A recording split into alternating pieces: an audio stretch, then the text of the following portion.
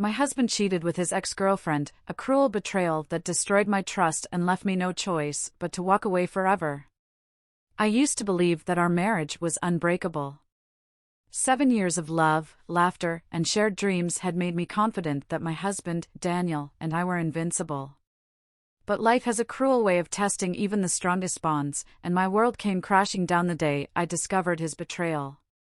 It all started with a phone call, an ordinary, insignificant moment that would unravel everything I thought I knew. "Dan, your phone is ringing," I called out from the kitchen, stirring a pot of soup. He was in the living room, engrossed in a football game, and didn't even flinch. Typical. The phone kept buzzing insistently, and with a sigh, I wiped my hands on a dish towel and picked it up. The name flashing on the screen made me freeze, Jessica. My heart gave a little lurch.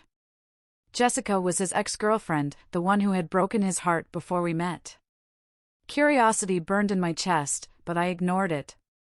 "Don't be ridiculous," I told myself. "She's ancient history." I set the phone down on the coffee table and went back to the kitchen.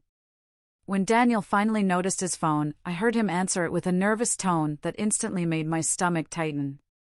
He walked into the hallway, speaking in hushed tones, his voice too low for me to hear. When he returned, I forced a smile. "Who was that?"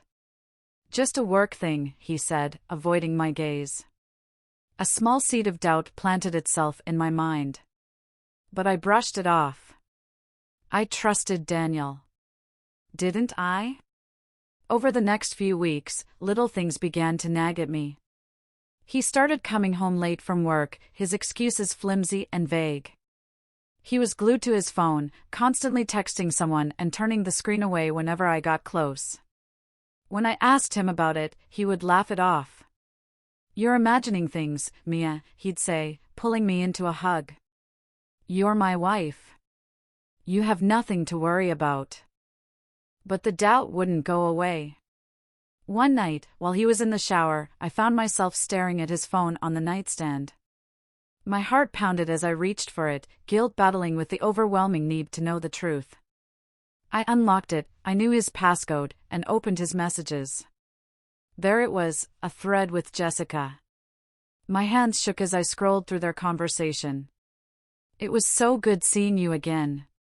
You haven't changed a bit. Neither have you. You still know how to make me laugh like no one else. I've missed this. Missed us." "Me too." The air was sucked out of the room. My vision blurred as I read message after message, each one a dagger to my heart. They had met for coffee. Then dinner. And the texts hinted at something far worse. I dropped the phone like it had burned me and stumbled into the bathroom. Daniel was toweling off, humming a tune, completely oblivious to the storm brewing inside me. "Mia? You okay?" he asked, concern flickering across his face. I stared at him, the man I had loved for so long, now a stranger to me. "How long have you been lying to me?" His expression froze. "What are you talking about? Don't you dare play dumb, Daniel." I shouted, my voice shaking. I saw the messages. Jessica. Coffee. Dinner. Us. What the hell is going on? He opened his mouth, then closed it again, his face pale. "Mia, I can explain." "Explain?" I cut him off, my voice rising. "Explain how you've been sneaking around with your ex-girlfriend? How you've been lying to my face for weeks." "It's not what you think," he said desperately, stepping toward me. "Nothing happened." I laughed bitterly. "Do you really expect me to believe that? You were meeting her behind my back, telling her you missed her. What else am I supposed to think?" He ran a hand through his hair, frustration etched into his features. "Mia, please. I made a mistake. I should have told you. But it didn't mean anything." "Didn't mean anything?" I repeated, my voice breaking. "You're having an emotional affair, Daniel. Do you even realize what you've done? Tears streamed down my face as I backed away from him. You broke my trust. You broke us. The next few days were a blur. Daniel begged for forgiveness, swearing that he had ended things with Jessica. He promised to go to therapy, to do whatever it took to fix our marriage. But I couldn't shake the image of them together. The messages replayed in my mind like a broken record, each word a reminder of his betrayal. One evening, as I sat alone in our bedroom, I made my decision. When Daniel came home, I met him in the living room, my suitcase already packed. Mia, he said, his voice trembling. What are you doing? I looked at him, my heart breaking all over again. I can't do this anymore, Daniel.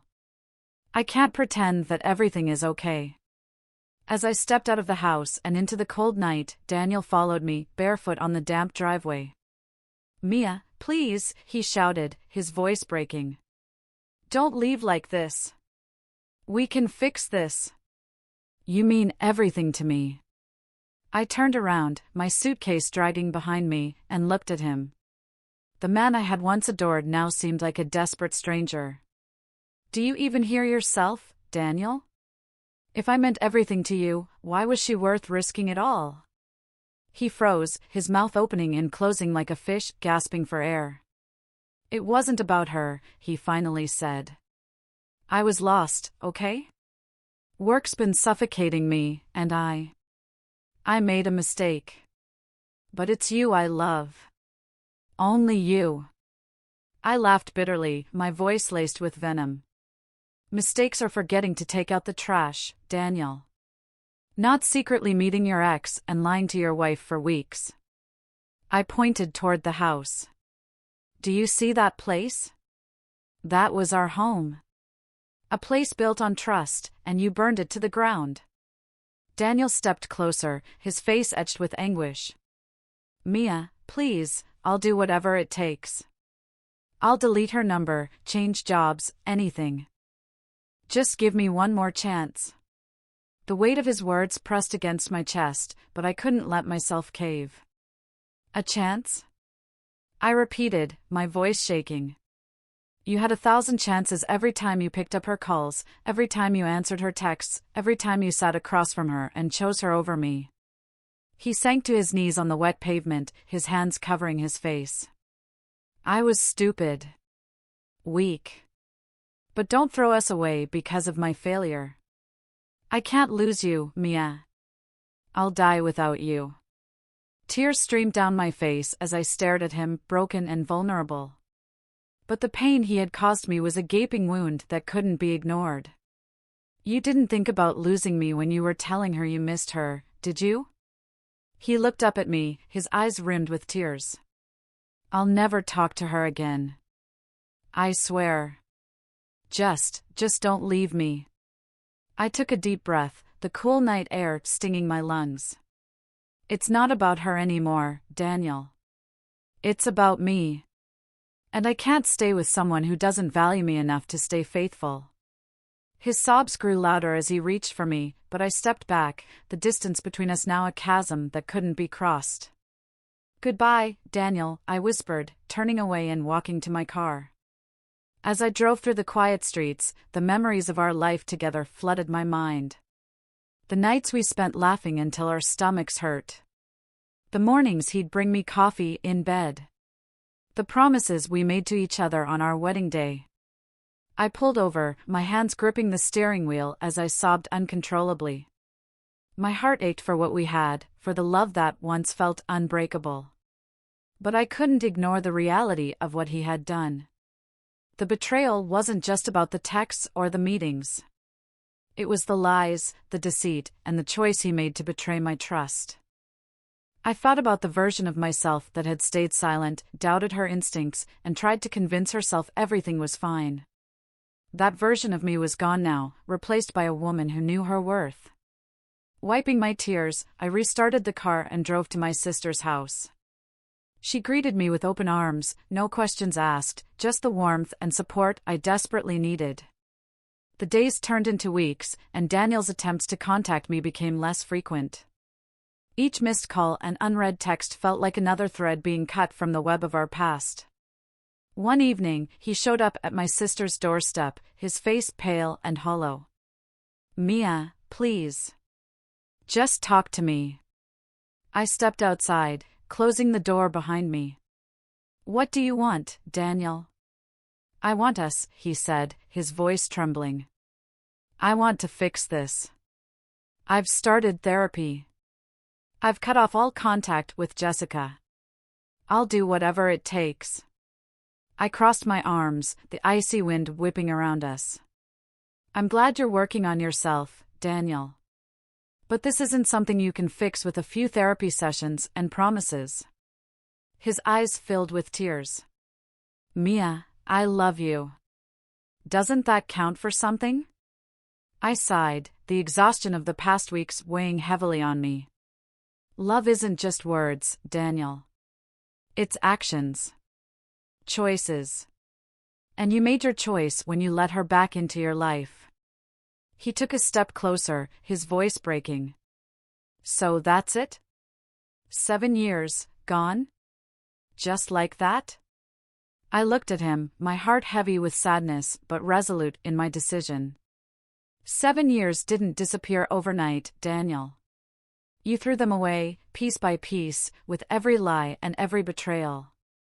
He reached for my hand, but I pulled away. "I'm letting you go, Daniel. Not because I don't love you, but because I love myself enough to walk away." That night, as I sat alone in my sister's guest room, I felt a strange sense of peace. The pain of his betrayal was still there, a raw wound that would take time to heal. But for the first time in weeks, I felt a flicker of hope. Hope that I could rebuild my life. Hope that I could find happiness again.